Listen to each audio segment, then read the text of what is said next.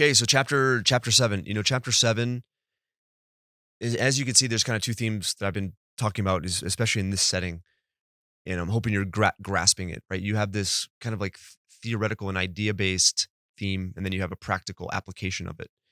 And so a solid foundation is the title of chapter 7. And the foundation, as I just said, there's a theory associated with foundation, an idea, and then there's the practical actual execution implementation of that.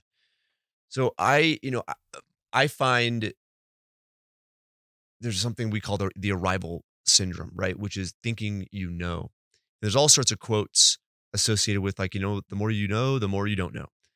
There's the one I wrote down here in my notes: is the greatest enemy of knowledge is not ignorance, it is the illusion of knowledge, thinking you know something.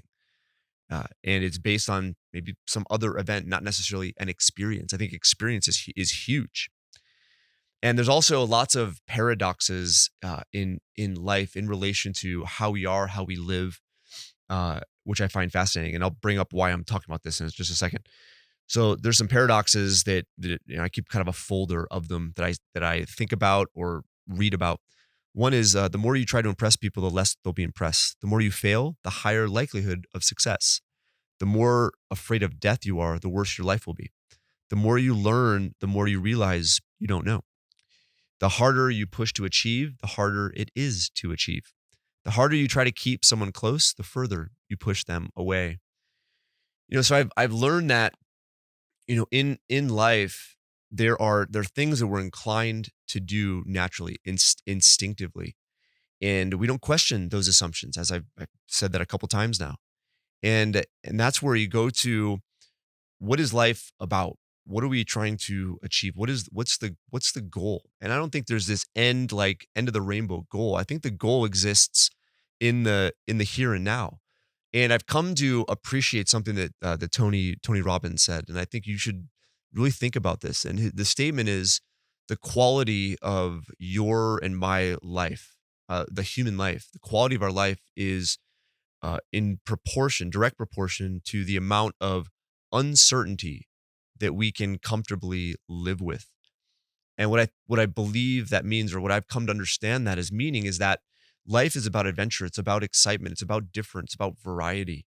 It's about taking risks, doing something that's different. Now, that might freak some of you guys out, but really step back and think about it.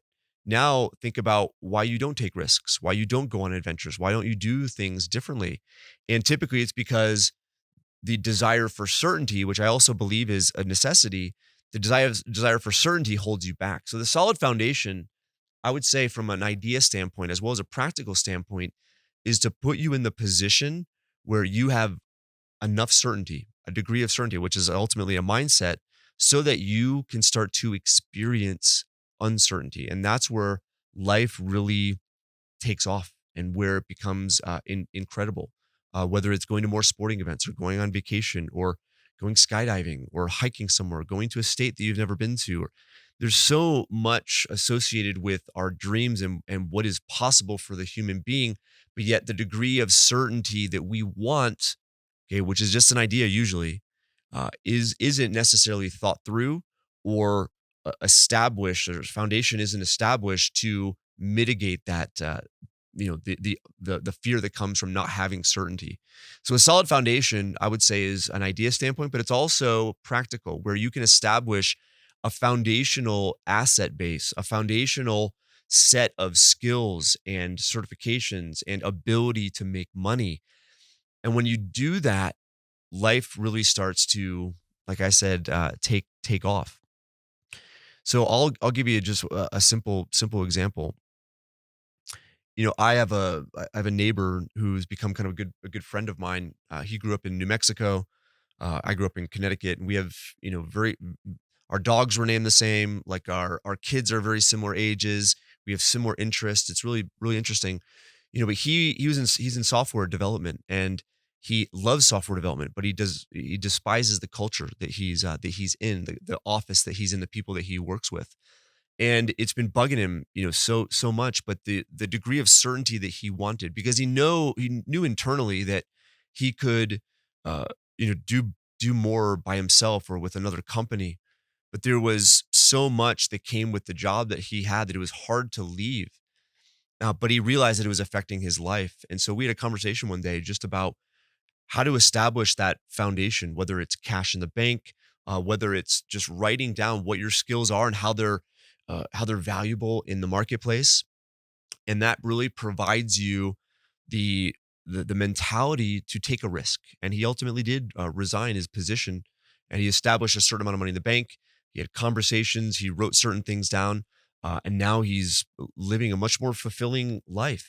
And so it's amazing what can happen once we establish that foundation of certainty. So the hierarchy of wealth is something we'll get into in a few chapters. The hierarchy of wealth is something that I came up with in order to uh, in a sense, model a way in which you can establish your certainty so that you can start to, I would say, look at what you really want and be comfortable with taking certain risks. So hopefully that makes sense. Let's move on to the subsequent chapters. And I'm sure that that will make even more sense once I get into a few examples that I believe will resonate with you.